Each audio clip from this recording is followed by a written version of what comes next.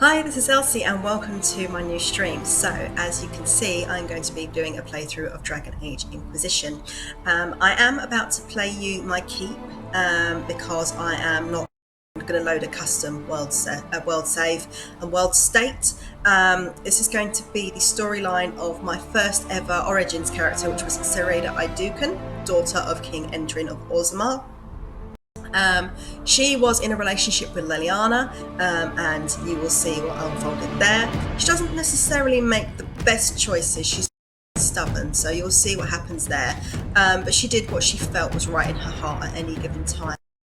She was stubborn, she was rude, but she dearly loved Leliana, and she was good friends with Alistair. So she was she had a softer side, but didn't come out very often.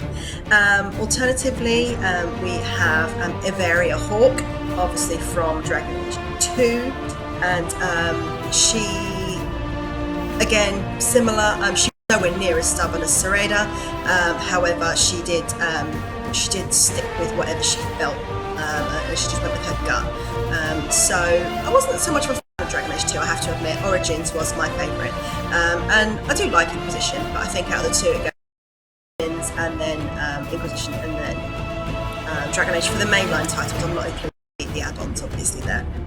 Hi, so just jumping in really quickly to let you know, I've actually split this into two because every time for literally the last 2 days I've been trying to upload this to YouTube, we get within 1 or 2% of the upload and it crashes for some reason, it errors. So I'm actually splitting this in two. So this first episode is literally going to be the introduction, watching the keep, world state and my character creation. If you'd like to jump straight into the action, go to episode 2. I'll see you there. If you believe the stories, mankind's pride gave rise to the Darkspawn. Countless in number and toxic to all life, Darkspawns search endlessly for an archdemon.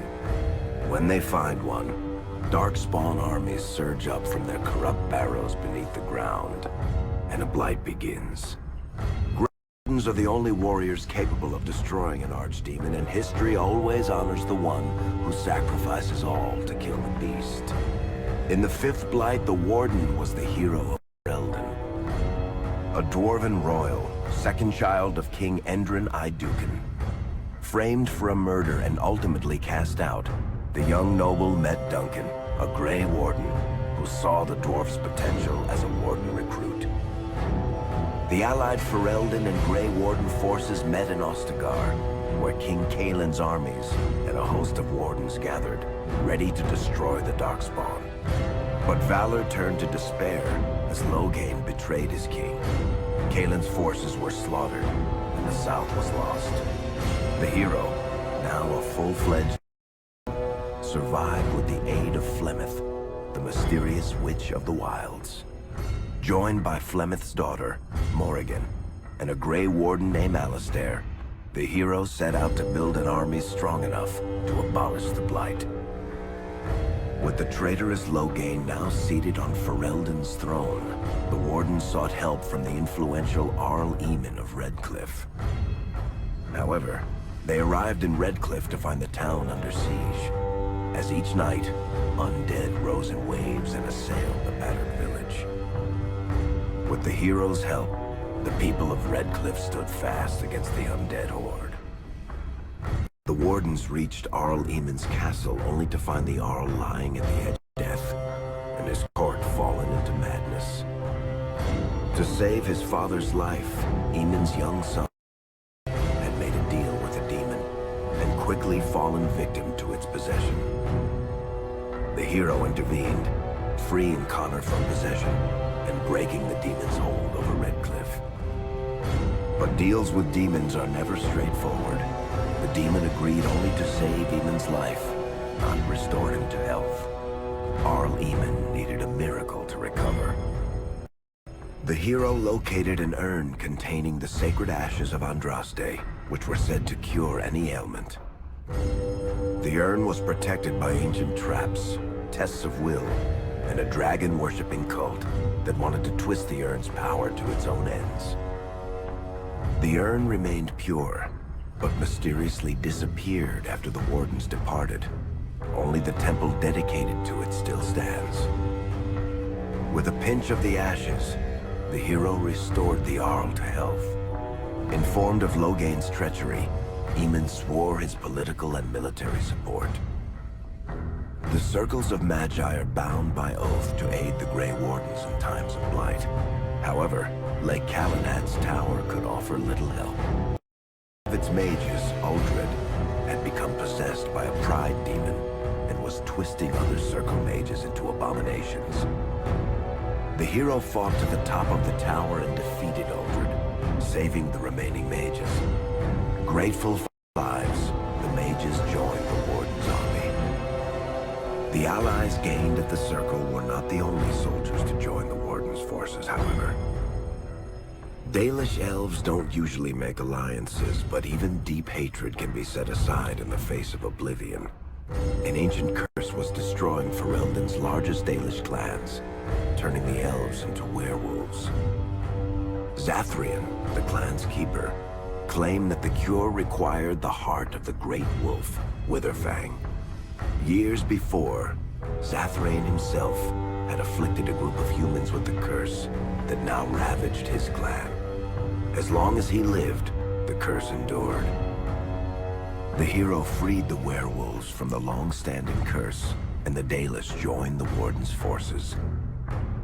Blights may happen hundreds of years apart, but the dwarves who live below the surface of Thedas fight Darkspawn every day. No one is better schooled in battling Darkspawn than the warriors of Orzammar, except perhaps their allies of old, the Grey Wardens. The hero arrived in Orzammar in the wake of King Endrin's death to find political factions fighting for control of the dwarven capital. Only the vote of a venerated paragon could break the deadlock to elect a ruler, and order the dwarves to honor their Grey Warden treaty and join the battle against the new Blight. The hero set off to find a paragon named Branka, who had disappeared into the Deep Roads in search of a legendary artifact, the Anvil of the Void, created by the renowned smith Caradon to forge mighty war golems. With Branka's help, the hero restored the Anvil of the Void, and a small army of powerful golems joined the Warden's forces. The hero emerged from the Deep Roads with a master-forged crown to bestow the Paragon's favor upon whichever rival candidate would be crowned king. Balin, the youngest son of King Endrin who was suspected of foul play, or Haramont, the aging traditionalist backed by the Dwarven Assembly. Lord Haramont claimed the crown of Orzammar. His traditionalist values keep dwarves first in all things, and safely as far underground as possible. With Dwarden's strength now bolstering the Warden's army, the hero had to deal with Logain, so Ferelden could stand unified against the Darkspawn before the Blight swallowed the world. The kingdom of Ferelden stood divided. While some nobles supported Logain's regency, others condemned his inaction against the Darkspawn. Civil war brewed, and Arl Eamon called a landsmeet in hopes of curtailing the conflict and removing Logain from the throne. Logain was found guilty of treason, and the hero carried out his execution in Denerim's palace. As the Warden's united army massed in Redcliffe, the Darkspawn overran Denerim, laying siege to Ferelden's capital city. The hero's army fought valiantly through Denerim and broke the Darkspawn's siege. On Fort Dracon's highest tower, the hero's strongest allies fought alongside the Warden in a final heroic battle against the massive Archdemon. The hero of Ferelden paid the ultimate price, the life of a Grey Warden given to kill the Archdemon and end the Blight. With no Archdemon to lead them, scattered. Most fled underground, still teeming in number and always seeking a new Archdemon to awaken. The shattered kingdom of Ferelden embarked on a long journey to recovery. In the Blight's aftermath, strong leadership was crucial. Alistair, King Caelin's half-brother, and Queen Honora, Caelin's widow and daughter of Logain, joined in a political union. Together, they ushered Ferelden into a new era. Ferelden still stands, as obstinate and resolute as the Dog Lords ever are. But the events of the Fifth Blight loom over it as the nation rebuilds. For people across Thedas, legends of the hero of Ferelden remain the nation's brightest beacons of hope during its darkest times. It all began in Kirkwall, the fall of Knight Commander Meredith, the Qunari uprising, and of course, the Chantry's destruction and the onset of Mage Rebellion. One person always stood amidst the swirling chaos: Hawke, the champion of Kirkwall. The Hawke family fled Lothering, refugees from the Blight. Leandra, mother of the champion, and siblings Bethany and Carver hoped to find refuge at her family's estate in Kirkwall, far to the north. While Hawke had no magical abilities, the champion was at the heart of events that ultimately led to the Mage Rebellion. The Hawks escaped the Blight with the help of Aveline Valen, a warrior and family friend. It's said that the family was also aided by Flemeth, the notorious Witch of the Wilds. Hawke's brother, Carver, never reached the Free Marches. He was killed by Darkspawn while protecting his family. The family's first years in Kirkwall were difficult. Leandra's brother Gamlin had lost the family fortune. The Hawks lived in poverty, forced to indenture themselves in return for entrance to the city. To pay off the debt, Hawke was forced to work for a gang of smugglers. All the while, Hawke and Bethany did their best to hide Bethany's magic from the Templars. Opportunity eventually struck in the form of a dwarf named Bartran Tethras, who was planning an expedition to the Deep Roads. It was a long shot, but with gold gained from the expedition, Hawke could free the family from its criminal creditors and further Templar scrutiny. Hawke met a rogue Grey Warden named Anders, who possessed detailed maps of the Deep Roads. These maps were crucial to the expedition's success. Once Hawke obtained them, everything else fell quickly into place. Bethany joined Hawke on the expedition. The siblings found ancient dwarven treasure and a statuette formed from a strange red lyrium. Tragically, Bethany fell victim to the blight that suffuses the Deep Roads and died in her siblings' arms. The gold Hawke recovered from the Deep Roads brought back Leandra's stately childhood home in Hightown. The Hawks had barely settled into their new home when Leandra was murdered. A deeply sinister and twisted killing. Hawke hunted down Quentin, the blood mage responsible, but could not prevent Leandra's death. Leandra's tragic death was part of a critical problem facing Kirkwall. Rising tension between the city's mages, who felt increasingly oppressed, and Templars, who grew increasingly suspicious of their activities. Adding to the strain, a large contingent of Qunari had also established themselves in Kirkwall, much to the growing discomfort of the city's rulers.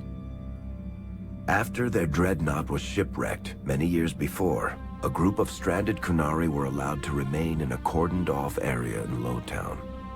As time passed, the Qunari made no effort to return home, and offered no explanation about why they remained. Tensions rose to a breaking point. Revered Mother Patrice, convinced the Qunari were a threat to the Chantry's faith, incited violence between the Qunari and the Kirkwall populace. Hawke knew that Patrice would bring about unnecessary conflict.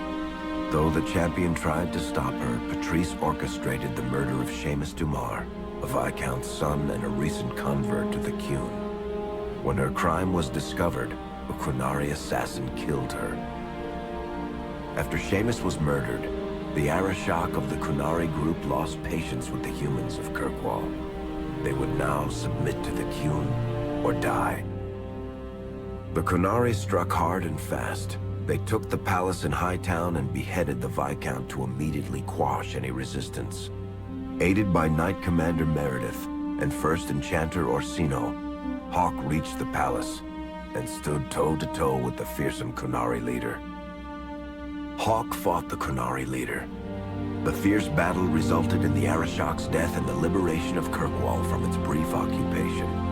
The Qunari quickly withdrew from the city entirely. Hawk saved Kirkwall and earned the grudging respect of the city's Templars, mages, and nobility, along with the title that history remembers, the Champion of Kirkwall. Kirkwall's problems were still not over, however. After Viscount Dumar's death, Knight Commander Meredith took power and blocked all attempts to appoint a new Viscount. Under Meredith's command, the Templars tightened their grip on the mages, planning to suppress what Meredith saw as a growing rebellion. Anders, who spent years fighting for justice and freedom for his fellow mages, saw that the time for negotiation was past. He destroyed Kirkwall's chantry, killing hundreds, including Grand Cleric Elthina. This single act began a rebellion that spread from circle to circle, until all circles of Magi had risen up in defiance against chantry rule. Though Anders had done the unforgivable, something stayed the champion's hand. Anders survived the day, although many others did not. Fighting spread swiftly through the city. Some mages rebelled openly, many of them succumbing to possession. Templars turned their swords on mages who rebelled, and on those who did not. As First Enchanter Orsino refused to bend to the Templars, Knight Commander Meredith demanded that every mage in Kirkwall be put to the sword. Hawk saved many mages from Templar blades, keeping them from succumbing to possession or the temptations of blood magic. In the end, however, Hawk was forced to strike down Orsino, who had betrayed his own values by resorting to blood magic himself. The battle proved one thing. Knight Commander Meredith had gone mad. Hawk saw the truth of it when Meredith unsheathed her sword, and the red lyrium idol from the deep roads was embedded within it. The blade fueled her hatred and paranoia, as it had for months. After a horrific battle, the red lyrium of the Knight Commander's sword consumed her as she died.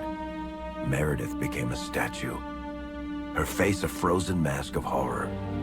Little is known of the champion since that final battle. However, Hawk's story lives on in legend and song. Memories of the indelible changes the champion of Kirkwall brought to the face of Thedas. The Mage Rebellion in Kirkwall was felt throughout Thedas, the news spreading like wildfire. The Templars clamped down in response, but each new restriction only made things worse. Led by Grand Enchanter Fiona, the mages voted for independence. The Circle of Magi would govern itself, without the Chantry and especially without the Templars. The result was cataclysmic. 2 circles were destroyed. Those within killed to the last mage, before the rest fled into the wilderness.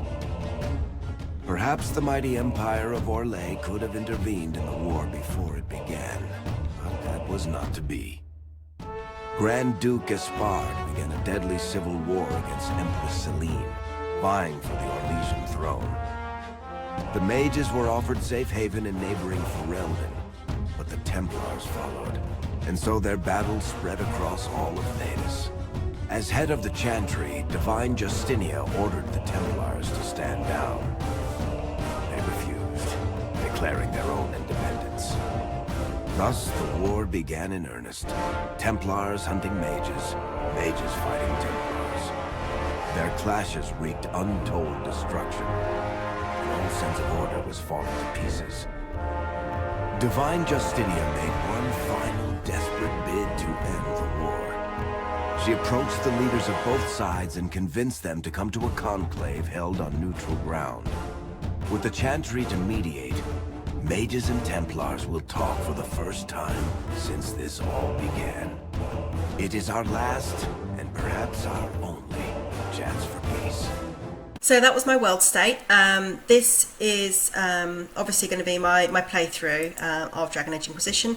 As you can see, I have played a few characters before. Male, female, every single race is covered here. These are all the characters I've played before. However, I'm not going to play any of these. I am actually going to go ahead and do a new game and start from scratch. Here we go. Okay, so obviously it's just downloading the data from my Dragon Age Keep. And as I said, I am feeling a female. I'm feeling a female this time. Human, elf, dwarf, Kunari. I'm feeling a female dwarf. Let's go with the dwarf. And as much as I like playing rogue dual wields, I think I'm going to go with an archer for this particular one. And we're going to go with Nightmare, because why not? Why not? There'll probably be a lot of very pointless, silly deaths. When I die in these sorts of games, it's usually for stupid reasons. So we'll see how that goes. She is a Carta Dwarf. So decide who she is, really. Let's go. Yes, I would like to import my custom world save. Okay, so obviously with a custom world state and not the standard. For good or for ill, with regards to Sereana and Averia's choices, some of which were slightly more dodgy than other choices. But, you know, that's the name of the game. If you play every single game exactly the same way and you play everybody as perfect every time, it just gets boring. I've played evil playthroughs, I've played Paragon playthroughs, well, Paragon, not meant to be a pun there. I've played some somewhat good, somewhat evil. I've played just go with whatever gut felt on the day plays. So through all of my Dragon Age playthroughs, whether it's Inquisition, whether it's Origins, or whether it's 2. And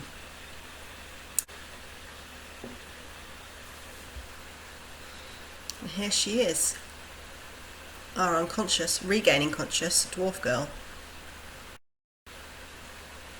having just been blown into what she doesn't know yet, but being blown into the fate. So, of course, being a dwarf, she has no idea where she is, less than no idea.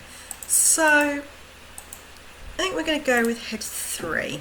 Let's customize head 3. So generally I like to make my dwarves with smallish faces but big features, so their features really just take up the whole face. I don't want it to have too long a face. I kind of want it to be smallish. That's quite a good one. She also spends a lot of time above ground, so let's make her a little bit darker skin tone than the preset. I don't want her to be wrinkly. Do you know what? I quite like that one. Let's go with that one. It gives her a little bit of a healthy glow, doesn't it? And eye colour, I think I might go with green, because that will then look kind of awesome whenever she's doing her thing. And I do want to give her hair, but she is going to be an archer. As you can see, I have no custom hair included in this. I've got no mods on this game whatsoever. But as she's an archer, she's going to need it tied back. So let's go with that one. And hair colour, I think I'm going to go with, just for my own personal amusement, I'm going to make her a redhead. Reason being, because I'm being cruel to Liliana, basically. Sereana was a redheaded dwarf, so being a dwarf, she needs a proper beard. This is the closest we're going to get to a proper beard, so yeah, that's the closest we're going to get to a proper beard for our dwarf girl. So I'm going to make her ears a little bit smaller, having said big features, just simply because I want to avoid as much clipping as possible. And if I give her really big ears, she's going to have a lot of clipping. Don't need to move the position, I don't think. No, they're all right there. There we go. I'm going to give her, she's already got fairly big earlobes, so we're going to leave them where they are. We'll give her a bit of a cheekbone.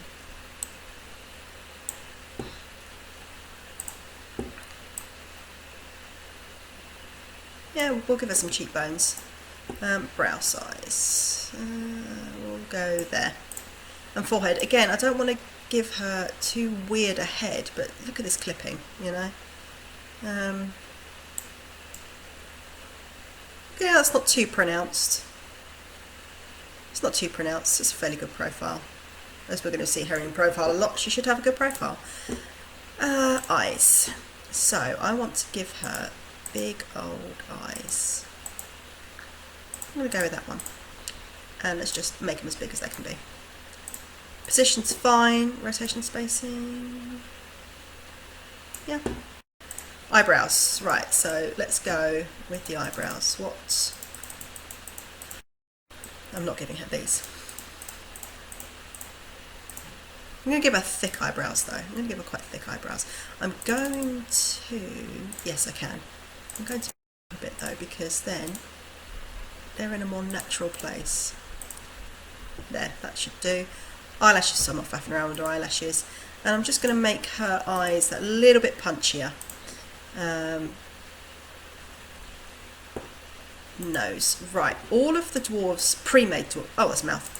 All of the pre-made dwarves in the game have fairly big bulbous noses. So I don't want to give her some sort of tiny, dainty, beautiful little thing. That one's alright. Move it down a slight bit.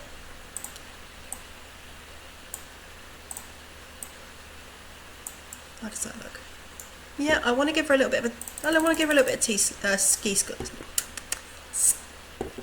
slope as well. So let's get that. That's cute. That's a cute little nose from the side, and then yeah, that's about right for her nostrils. She'll make a tiny bit more. There we go. I'm not going to give her a broken nose because she's an archer, so she's normally back out of things. Mouth shape.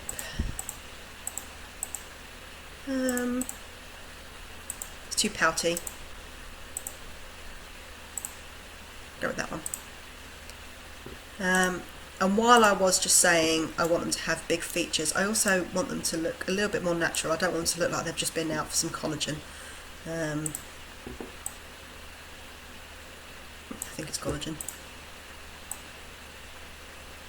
How's that from the side? Yeah, that's fine.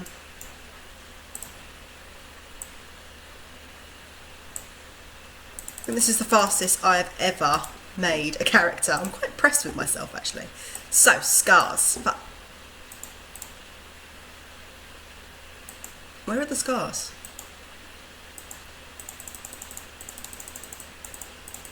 That's just not doing anything, is it? Right, well, I'm going to try and find out what's happened there, but I wanted her to have scars. And tattoos. She is a surface dwarf, but I like to think that they would have, yeah, that they would still have the design and be like, you know what, we don't care about what you say about these tattoos. We're going to reclaim them. And makeup, right, well one of the first things I want to do, I don't really care about that, I'm going to give her, but I am going to make her eyeliner quite intense because it goes with her tattoos then. But blush, nope, no thank you. Lip colour, I'm just going to make that less intense.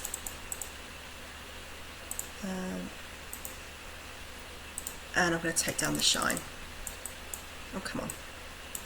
She's a smuggler. She doesn't care about shiny lips. There she is. There is our Sereana. I quite like her. I'm tempted to change those eyebrows though, real quick. I feel like they're a bit too big. Yeah. Yes, there she is. There is our tattooed, bearded girl. Let's go.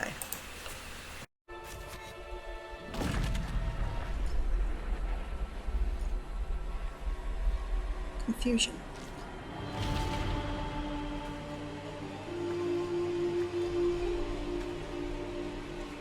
Okay, so she's taken her first steps on her new adventure. Has no idea what her yet, and her Carta lifestyle is going to be left firmly behind her. Once she steps through this, that is it.